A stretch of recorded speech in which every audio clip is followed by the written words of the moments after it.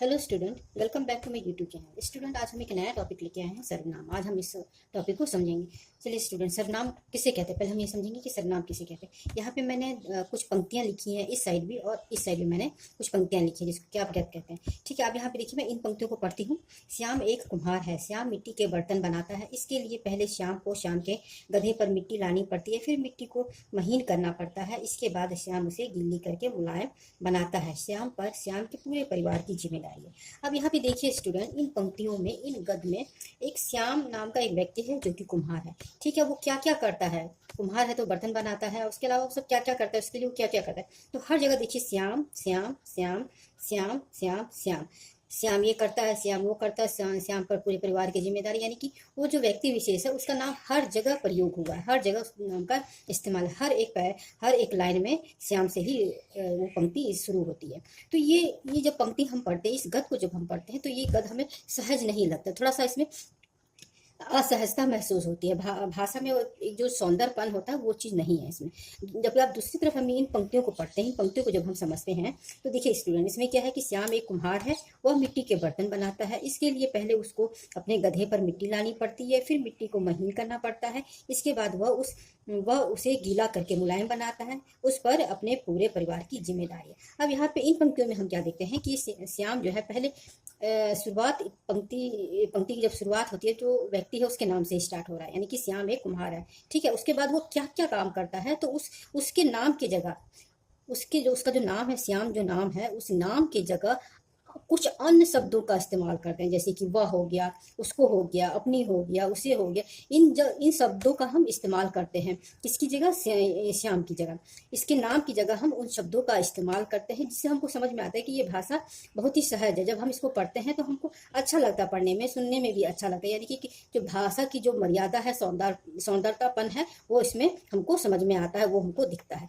तो ये सारे जो शब्द हैं, वह, उसको, अपनी, उसे, अपने, ये सारे जो शब्द हैं, वास्तविक में इन शब्दों को ही सर्वनाम कहते हैं। ये जो शब्द हैं ये श्याम का प्रतिनिधित्व कर रहे हैं। ठीक है, तो इन शब्दों को ही एक तरह से हम सर्वनाम कहते हैं। एक तरह से तो हम समझ गए हैं कि सर्वनाम किसे कहते हैं, कि जो जो हमारा जो संज्ञा है, जो व्यक्ति की है, इसके स्थान पे कुछ अन्य शब्दों का इस्तेमाल करते हैं, उन्हीं को हम संज्ञा कहते हैं। ठीक है, अभी हम इसके कुछ पॉइंटों को समझते हैं। अब यहाँ पे देखिए स्टूडेंट, इन पंक्ति में, पहले वाली पंक्ति में, इस गद्य में श्याम जो है वो बार बार प्रयुक्त हो रहा है ना। तो श्याम शब्द के बार बार आने से भाषा में पुनर्वृत्ति दोष दिखाई पड़ रही है ना। पुनर्वृत्ति यानी कि एक ही शब्द का बार बार इस्तेमाल हो रहा है, तो इसको क्या बोलते हैं? पुनर्वृत्ति दोष दिखाई पड़ रही है। इसी के कारण भाषा सहज नहीं लगती। इसी के कारण जो हम एक शब्द विशेष को जब हम बार बार उसकी आवृत्ति करते हैं, तो वो भाषा क्या होती है? सहज नहीं लगती है, असहज महसूस होता है। परंतु जब श्याम शब्द की जगह पे कुछ अन्य शब्दों का प्रयोग किया गया, तब भाषा सहज हो गई, है ना। जब हम उस श्याम शब्द की जगह अन्य शब्दों का जब हमने इस्तेमाल किया, अन्य शब्दों का जब हमने प्रयोग किया, तो वो भाषा कैसी होगी? वो भाषा सहज हो गई। ठीक है, उसमें एक अलग ही सौंदर्य आ गया। अब इसमें भाषा सहज हो गई, ठीक है, समझने में सरल हो गया, और भाषा की लयमयता बनी रह गई, यानी कि उसमें सौंदर्यतापन जो है वो हमको दिखाई पड़ता है। ठीक है, नेक्स्ट पॉइंट क्या है? श्याम शब्द के स्थान पर उसके नाम के रूप में कुछ शब्द प्रतिनिधि के रूप में आए हैं, इन्हीं शब्दों को ही हम सर्वनाम कहते हैं। जैसे मैंने अभी आपको ऊपर बताया था कि श्याम के स्थान पर, ठीक है ना, उसके नाम के रूप में अन्य शब्दों का जब हम इस्तेमाल करते हैं, कुछ अन्य शब्दों का जब हम प्रयोग करते हैं, तो वो शब्द क्या होते हैं? वो वास्तविक में श्याम का प्रतिनिधि ही करते हैं। तो उन्हीं शब्दों को ही हम क्या बोलते हैं? सर्वनाम कहते हैं। ठीक है, आपको समझ में आ गया होगा ये गद्य के माध्यम से। अब हम इसकी परिभाषा की ओर बढ़ते हैं। चलिए आगे। चलिए स्टूडेंट, आप इसकी परिभाषा को समझते हैं। परिभाषा है, संज्ञा शब्दों के स्थान पर जब प्रयोग किए जाने वाले शब्दों को सर्वनाम कहते हैं। संज्ञा शब्द के स्थान पर प्रयोग किए जाने वाले शब्दों को सर्वनाम कहते हैं, यानी संज्ञा शब्द। हमको पता है संज्ञा शब्द क्या है, जितने भी नाम वाली वस्तुएं हैं उसी को हम संज्ञा कहते हैं। तो संज्ञा शब्द के स्थान पर जब हम अन्य शब्दों का प्रयोग करते हैं, तो उन्हीं शब्दों को हम क्या कहते हैं? सर्वनाम कहते हैं। ठीक है, ये तो इसकी परिभाषा होगी, इसको आप परिभाषा जो है वो याद कर लीजिए। संज्ञा शब्दों के स्थान पर प्रयोग किए जाने वाले शब्दों को सर्वनाम कहते हैं। जैसे कि मैं हो गया, हम हो गया, आप हो गए, तुम हो गए, वह हो गया, वे हो गया, कौन हो गया, क्या हो गया, ये सब एक तरह से सर्वनाम शब्द ही हैं।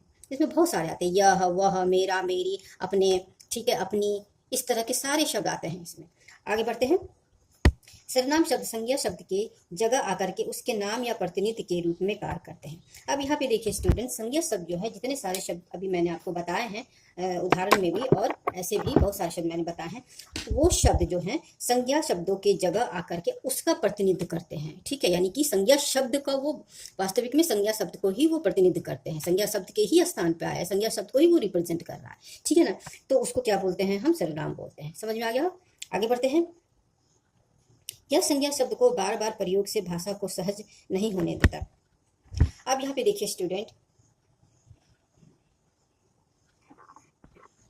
अब यहाँ पे देखिए क्या है, संज्ञा जो शब्द है, जो संज्ञा है, कोई भी वस्तु का जो नाम है, जो संज्ञा शब्द है, उसको बार बार प्रयोग नहीं किया जाता है, बार बार उसकी आवृत्ति नहीं की जाती है। तो इससे क्या हो जाता है, भाषा हमारी सहज हो जाती है, हमें असहज महसूस नहीं होता है। या ये संज्ञा शब्द को बार बार प्रयोग से भाषा को असहज नहीं होने देता। यानी कि जो संज्ञा शब्द है, जो सर्वनाम शब्द है, वो संज्ञा शब्द के स्थान पे आकर के भाषा को सहजता प्रदान करता है। ठीक है, आगे बढ़ते हैं। अब यहाँ पे देखिए स्टूडेंट, इसके कुछ भेद है ना, भेद है इसके। एक तरह से समझा जाए तो 6 तरह के भेद होते हैं। 6 भेद होते हैं। सर्वनाम के कितने भेद होते हैं, तो सर्वनाम के 6 भेद होते हैं। कौन कौन से भेद होते हैं वो देखिए। पहला है आपका पुरुषवाचक सर्वनाम, दूसरा आपका है निश्चयवाचक सर्वनाम, तीसरा है अनिश्चयवाचक सर्वनाम, चौथा है आपका प्रश्नवाचक सर्वनाम, पांचवा आपका संबंधवाचक सर्वनाम और छठवां आपका निजवाचक सर्वनाम। तो इन सर्वनामों को हम एक एक करके पढ़ेंगे। ठीक है ना, क्योंकि 6 सर्वनाम है तो उसको हम एक एक करके पढ़ेंगे।